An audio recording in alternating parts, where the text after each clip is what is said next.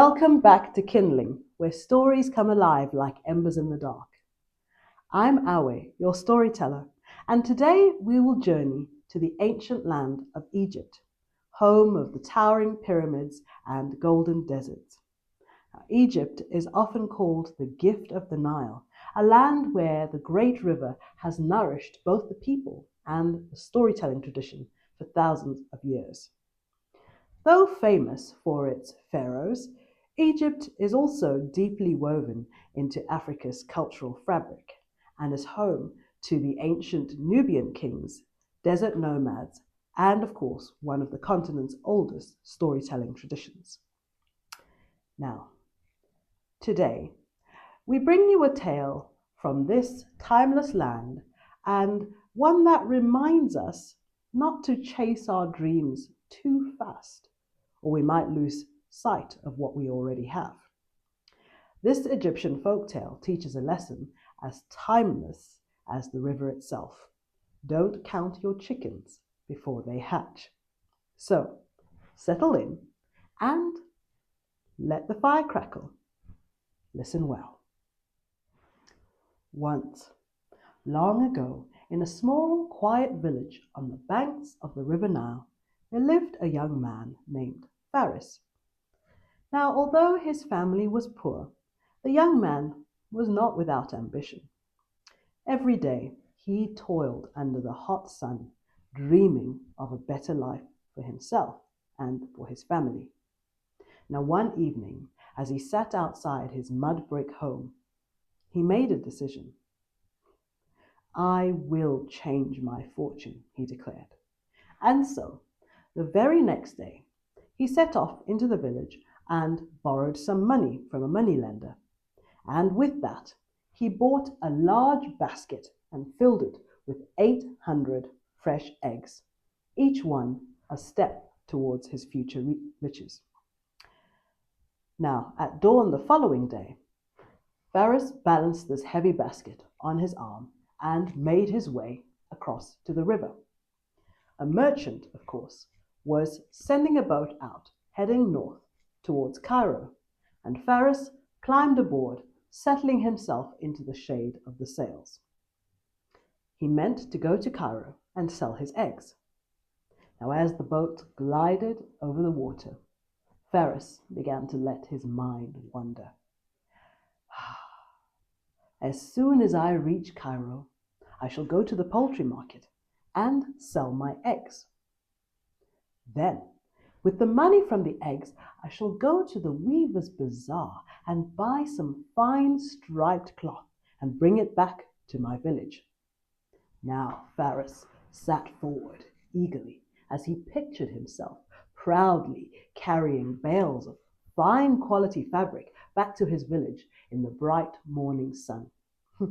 It was all so very, very clear to him and so real that he could almost smell and touch the fresh, soft linens in his imagination. Now he continued, the women will crowd around me and want to buy my brightly colored material, and they will sew robes for their families. Now Faris really began to see everything clearly. He imagined himself filling his purse with gold and silver coins. He saw his market stall set up right there in the middle of the square and counted the many customers queuing up eagerly to be served by him. Then he imagined everything so clearly he could almost feel the weight of the sagging money belt that would be tied around his waist. Yes, I shall earn enough money to pay back my creditors and buy myself a ewe. Now Faris imagined himself lifting up a fat, heavy beast in his arms. I will pamper my ewe until she gives birth to 2 lambs, and then I shall sell her and the 2 young and buy myself a water buffalo cow. A smile spread across the man's mouth now as he imagined everything. He could see himself vividly, standing with his arms crossed, admiring his livestock as the breeze wafted through his hair. When the water buffalo calves, I shall have 2 water buffaloes to sell, and they will bring me the price of a servant to do my work for me. And now, as Faris sat, he imagined himself in a great, big, cushioned chair, draped in fine silks and savoring a cool drink under the shade of a palm tree.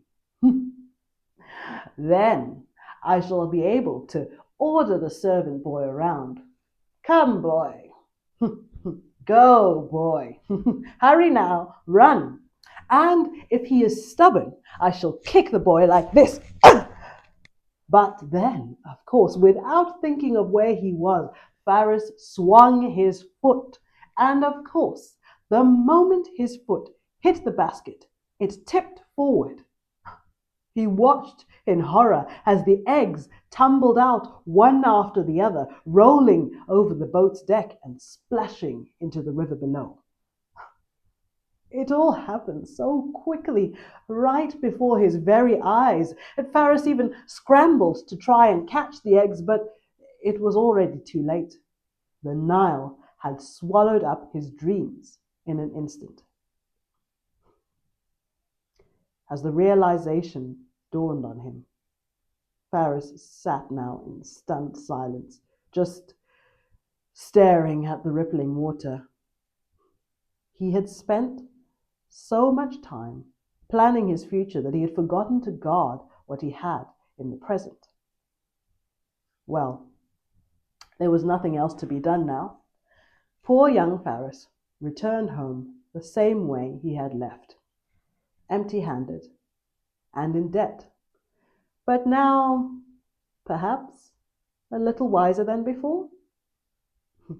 From that day on, whenever people in the village spoke of grand plans and ambitions built on things that have not yet come to pass, someone would inevitably shake their head and say, "Do not count your chickens before they hatched." And they remembered the story of poor young Faris. And that is where the story ended. A shame that after everything, the young man with big dreams returned home empty-handed. Now, this simple story reminds us of an age-old truth, that dreams alone do not build fortunes, careful steps do. Now, whilst it's good for us to envision a brighter future, we shouldn't get so lost in the imagining that we forget to do the work that needs to be done in the present. And with that, we close off another fascinating story.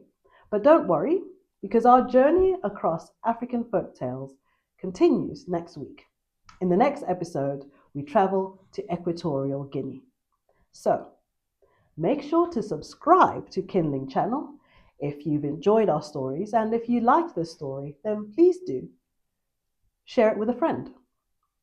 Until next time, may your fire always burn bright.